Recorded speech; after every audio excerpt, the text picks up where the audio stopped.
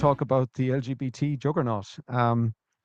We talked last week about the whole area of stakeholder capitalism and what was happening there, and particularly the corporate equality index and what that drove into companies and what it required companies to do from an LGBT advocacy and support perspective. So let's talk a little bit more about the kind of the juggernaut of the whole LGBT movement at the moment. So if you look at the doll here, we've got a picture of the doll with the flags on it. Again, that's kind of a strange thing, but I suppose we've seen that with the White House as well, where the LGBT flag was taking precedence over the American flag, which is really very strange. Um, and then we've got Stephen Donnelly dancing at the Dublin Pride Parade with Belong To. And I guess he had just, as we called out in last week's video, he had brought in the human reproductive bill with all the various things, which were primarily to support, I think, people on the LGBT side, to be honest. A lot of that was, even though they would show cases of, various families, and etc. And been very happy with the bill. I think that was being driven as part of an LGBT agenda. And we showed that last week. It was a human rights campaign item. I was on their list. And obviously then it's fitting that Stephen Donnelly is out dancing with in the middle of the Pride Parade. The With one same of our way that Eamon Ryan was out prancing around with the Pride Parade last year. When I look at that video, I look at the poor little kids, the young people, teenagers that are in that parade holding the flag with their pink hair, their blue hair. And I feel sorry for those kids. Those are the kids that we're on the side of those kids. We're not on the side of Belong To or these other advocacy people. We're on the side of the kids. That's who we're actually for. And sometimes people say we're transphobic and everything. No, it's those kids that we care about. Those kids have been indoctrinated. Some of them are going to undergo, have a terrible life because of what's going to happen to them medically wise. Yeah. And they're the kids that we're fighting for. Once they take those irreversible puberty blockers, once they take those hormones, and once they remove body parts, there's no going back. So let's move on. So there's a report online. We'll have a link in the description. It's the Global Resources Report, Government and Philanthropic Support for the LGBTI Communities. It gives a view as to the amount of funding going into the LGBTI organizations across the globe. It's not complete, so it doesn't contain everything. I guess why we're kind of highlighting it here today is the level of increase we've seen in this report since the last report. It's done every 2 years. It's done on a 2-yearly basis. So there was a 2019, 2020 report, and then there was a 2021, 2022, and that's the latest version. And there was a massive increase over between the 2 years. And I get, can we explain why there was a massive increase? Yes, we can. It's stakeholder capitalism. It's the fact that all those companies are trying to get up their ESG scores, their CEI index scores, and that's what's been pushing this. It's been pushing money in this direction in terms of this cause. It's not a complete picture because there's funding that goes into academia. There's other funding that these groups would receive, directly, for example, and that's not included in this. So this is only the tip of the iceberg, I would say, but it has increased dramatically, as you'll see, and the numbers are big, right? We're getting close to $500 million a year in just what's recorded here, and as I said, this is not complete by any means. So the other thing I want to point out is some of the other organizations that we have. We've got the Partnership for Global LGBTQI Equality.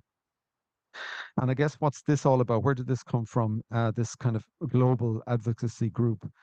And again, if you look at down at the very bottom here, you'll see the World Economic Forum. And I guess this is going to be a familiar theme as we go through this. So if we dig into this group a little bit more, again, you'll see that there's again, World Economic Forum is in the middle of it. And if we do a kind of influence watch on it to find out who else is involved, we've got this Business for Social Responsibility group. That sounds like a kind of a social justice group. We'll look at them in a minute. The United Nations are in the middle of this, no surprise. And the PGLE were actually founded at a WEF annual meeting in 2019. So you can see where that's coming from now.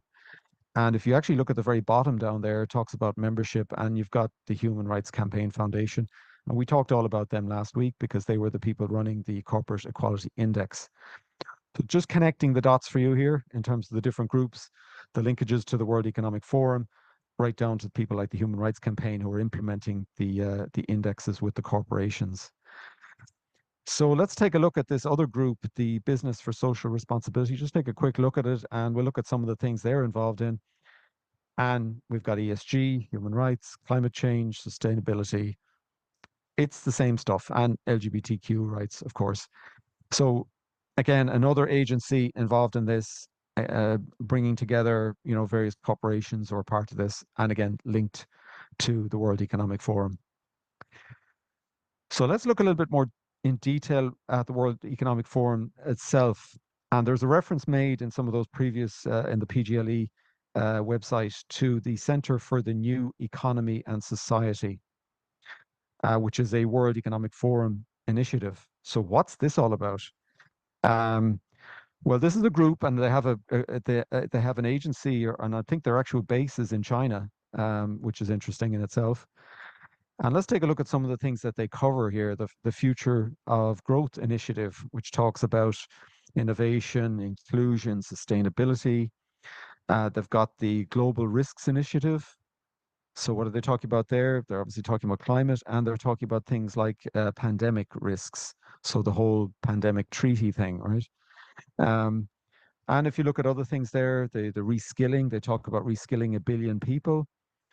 We saw that before in another video, and we'll kind of make a reference back to it. And that's the fact that AI will be taking people's jobs. So there's 1 billion people on the planet who are potentially going to be out of work over the next 10 years because of artificial intelligence. And again, you've got more promoting equity and inclusion. So you're seeing the same terms that we see coming out in the various critical social justice initiatives. We see them in the language that's used in our curriculum in our schools. It's language that's being used by our politicians. This is where it's coming from. It's not coming out of the blue. This is where it's coming from. And again, if we take a look at driving the impact here and talking about inclusive global economy by scaling impactful corporate DI initiatives, diversity, equity, inclusion in corporations. So here we see them pushing this, and we know what diversity, equity, inclusion means at a corporate level. We haven't covered it on any of our podcasts. We will in the future.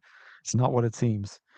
And again, you're talking about the whole working, and the reskilling revolution is kind of raised here again. And then we've got fighting systemic racism, critical race theory. So all the kind of woke theories, you can see them all popping up here, and we can see them being pushed into our education system. So now we can kind of see they're coming from the top down. They're not just coming from our government. They're not just coming from the EU. They're coming from the World Economic Forum and all of the participants in that who are driving this stakeholder capitalism ideology, if I call it that, and trying to push that into the global world that we have, particularly the Western world. And Eugene, just for people who may not have heard me speak on this before, I've spoken on the radio with I think Richie Allen and TNT about this subject. Is the United Nations, everybody used to think about, oh, that, they go in with their blue hats and they're all about, good and all of that. But the United Nations, as we grew to know it, is actually not the UN as it is today. In June of 2019, so June 2019, the UN handed over its reins of control to Davos, the World Economic Forum, and they signed the Strategic Framework Agreement. So for those who haven't heard me say it before, who is the WEF? Years ago, people thought it was a conspiracy. It's not. The World Economic Forum is 1,000 of the world's top corporations. So these are all corporate interests, not the interests of the people. So the UN basically has undergone a soft coup, and they're taking over our democracy, but doing it with the power and all the money of the top 1,000 companies through that strategic framework agreement. So that's just a little bit of history with how the UN and WEF are now one and the same. They're the different wheels on the same car.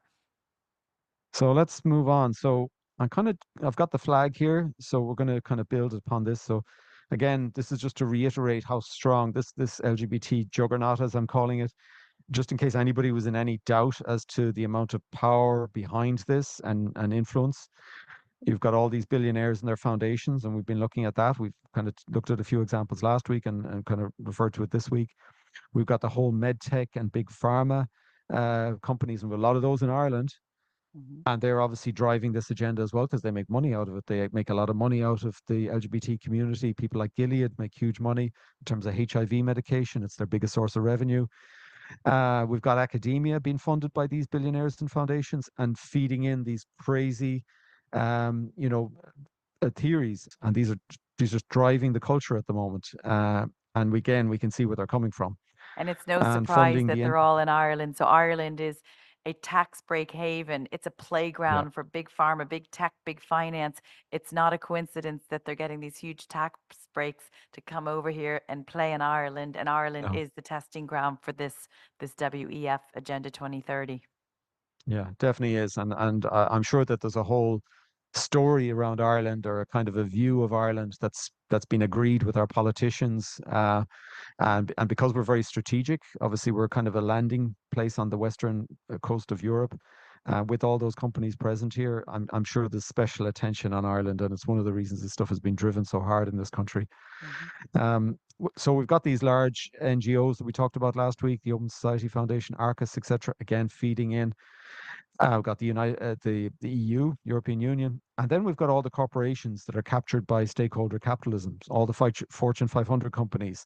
We've got the trade unions who have an affiliation to the LGB, the historical one, and obviously a Marxist affiliation as well. So from an ideological perspective, we've got all the activist groups, the NGOs. Every NGO in this country we know is tied into this. They get paid by the government and they're tied into the ideologies here. We just know that. Imagine there's 32,000 NGOs and they're over 6 billion a year, and they're actually the money's handed over by the government, but they're actually funded by people like us. 6 billion a year. Imagine what that could. Now, the last group of people I have on this list, and I think this shouldn't be lost on us. I think there are opportunists out there who are kind of going under, they're hiding under the pride flag, and they're using it as a mechanism just to make money, for example. They're just coming in teaching sex education in the schools and teaching crazy stuff. They're coming in teaching diversity, equity, inclusion. These are journeymen and women who are doing this. They may be involved in trans healthcare, and there may be bad actors. And I think there are bad actors. I think there's people that are abusing the orthodoxy that we have today because they know they can hide behind it because nobody is going to question it. So they can literally get away with murder figuratively. And unfortunately, we're seeing that. We're seeing it from an asylum perspective with the asylum centers, people making huge money off the government in terms of the asylum centers, and some of those people are non-nationals as well, who are doing that. They're making a small fortune. So again, unfortunately, there's bad actors out there. But the other thing right here, the orchestrator of all of this thing is the World Economic Forum. That's the point. We didn't really know that before. We didn't know they had such a strong influence in terms of the LGBTQ advocacy and pushing it through the United Nations. We see it in things like the WHO guidelines, the UNESCO guidelines for schools, but it's everywhere now. Their fingerprints are all over it, and they're all over stakeholder capitalism, and hence we're seeing it everywhere in the companies. Thanks to everyone who has watched this, and that we would ask that everybody please does do like the video and comment and share it, because some of the content we have goes against the agenda, therefore it gets shadow banned, and we want to beat the algorithm on YouTube and social media. So please like it, comment, share it, get it out on Twitter, Facebook, all of your parent WhatsApp groups, everywhere you possibly can. And if you have any stories that you want us to cover, we've covered a few from our followers, just email us at info@naturalwomenscouncil.ie, and we will add any stories that you want us to cover for the weekly wrap up. So that's great. Thanks everyone for watching tonight.